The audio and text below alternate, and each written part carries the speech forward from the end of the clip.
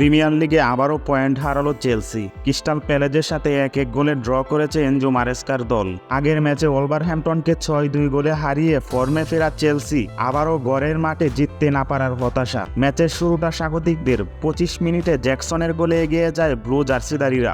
গোল হজম করে সমতায় ফেরার চেষ্টা চালিয়েও প্রথমার্ধে ভাঙতে পারেনি স্বাগতিকদের ডিফেন্স।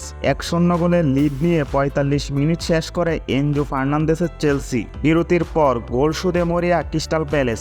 53 মিনিটে সমতায় ফিরে তারা। 90 মিনিট পর্যন্ত চেলসি আধিপত্য বিস্তার করে খেললেও ভাঙতে পারেনি প্রতিপক্ষের রক্ষণ। বাকিটা সময় আর গোল না হওয়ায় ঘরের মাঠে চেলসির পয়েন্টে ভাগ বসালো ক্রিস্টাল প্যালেস। 3 ম্যাচে 4 পয়েন্ট নিয়ে টেবিলের 11তে অবস্থান ব্লুদের।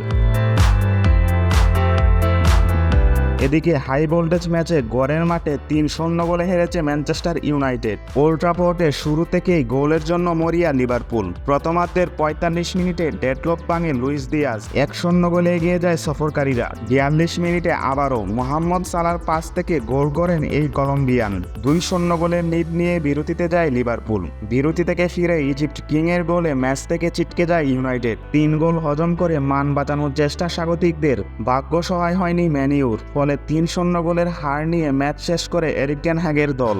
এই হারে পয়েন্ট টেবিলে ইউনাইটেডের অবস্থান 14 নম্বরে। অন্যদিকে 3 ম্যাচে 3টিতেই জিতে টেবিলের 2-এ উঠে এলো লিভারপুল।